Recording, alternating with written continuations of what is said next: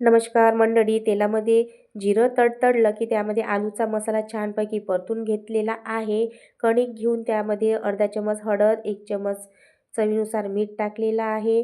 थोडासा ओवा टाकून कस्तुरी मेथी हातावर कुस्करून टाकलेली आहे आणि कस्तुरी मेथीने छान असा पराठा चवीला लागतो. हळदीने कणकेला मस्त पिवळसर असा रंग येतो आणि छान असं भिजून घेतलेली आपली कणिक हे पहा.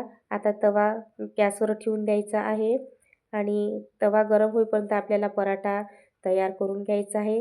पोळीसाठी आपण जेवढा हुंडा घेतो छोटासा तेवढाच घेतलेला आहे आणि मस्तपैकी छोटीशी चपाती लाटून त्यावर आलूचा मसाला टाकून द्यायचा आहे आणि हे पहा, अशी आलूचा मसाला त्यावर टाकलेला आणि अशी वळून घ्यायची जशी आपण पुरणाची पोळी करतो तसं. आणि पराठा हा थोडा जाडाच असा बनवायचा आहे आपल्याला.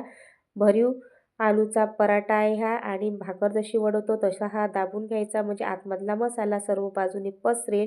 आणि बेलणने सुद्धा हलकाच लाटायचा, जोरानं लाटायचा नाही, नाहीतर तो सर्व बाजूने फुटून निघेल.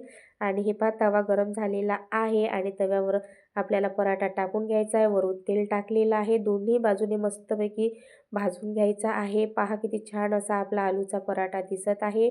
तेवढ्या मसाल्यामध्ये माझे 4 असे पराठे बनलेले आहे. तेल भरपूर असल्यामुळे आता मी हा पराठा टिश्यू पेपरवर टाकून घेत आहे. असाच खायला खूप छान लागतो, पण आवडत असल्यास चटण्या वगैरे घ्या. आणि हे पहा किती मस्त दिसत आहे. तर आवडत असल्यास तुम्हाला माझा व्हिडिओ तर लाईक, शेअर, सबस्क्राईब करा.